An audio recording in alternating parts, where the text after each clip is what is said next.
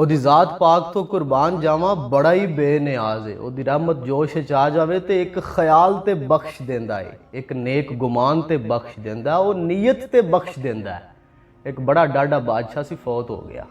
ਅੱਲਾ ਰੱਬੁਲ ਇੱਜ਼ਤ ਦੀ ਜ਼ਾਤ ਨੇ ਮਿਹਰਬਾਨੀ ਕੀਤੀ ਤੇ ਉਹਨੂੰ ਬਖਸ਼ ਦਿੱਤਾ। ਉਹ ਕਹਿੰਦਾ ਹੈ ਬਾਦਸ਼ਾਹਾਂ ਦੇ ਬਾਦਸ਼ਾਹ ਤੂੰ ਬੜਾ ਬੇਨਿਆਜ਼ ਹੈ, ਤੂੰ ਮੈਨੂੰ ਬਖਸ਼ ਦਿੱਤਾ, ਮੈਂ ਤੇਰਾ ਅਹਿਸਾਨ ਮੰਨਦਾ, ਲੇਕਿਨ मैं तो जिंदगी च कोई चंगा काम नहीं किया। और मालका केड़ी अदा पसंद आ गई मैनू, वो बेनियाजा मैनू दस तो सही।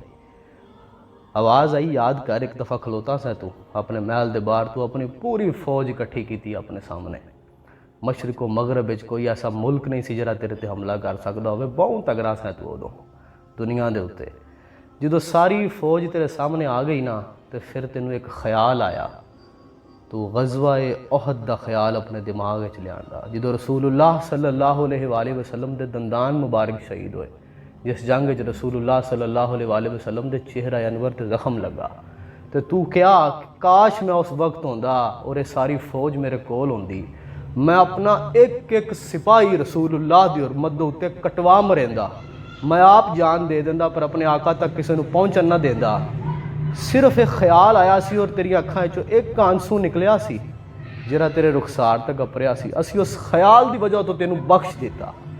कहते हैं कि 6 लाख बंदे ने हज किया सी उस साल, अल्लाह रब्बुल इज़्ज़त ने किसी एक का भी कबूल नहीं किया, बेनियाज जो होया। पर एक बंदा ऐसा सी जिसकी वजह तो उन्हें 6 लाख के 6 लाख बंदे का हज कबूल कर लिया। वो एक मोची सी और उन्हें हज भी नहीं सी कीता, लेकिन नीयत इतनी तगड़ी सी कि अल्लाह ने उसकी नीयत वेख के बाकी 6 लाख का हज भी कबूल किया। तो सोचो फिर वह अल्लाह ने कैसा कबूल किया। उन्हें बड़े वरे ला के उन्हें पैसे जोड़े सन, हज ते जान का बड़ा शौक से अल्लाह के घर जान का।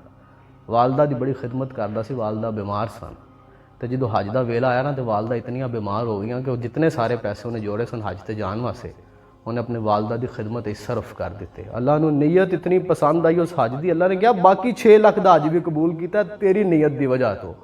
वह बेनियाज है, वो सारे गुनहगारां नूं बख्श देवे, असीं उहदा की कर सकते हैं। और नीयतां तो नतीजे कढ लैंदा है। इसलिए कहते हैं अल्लाह रब्बुल इज़्ज़त की ज़ात के बारे बेहतरीन गुमान रखो, उहदे बारे च खूबसूरत ख्याल रखो, वो मेहरबानी करन वाला है।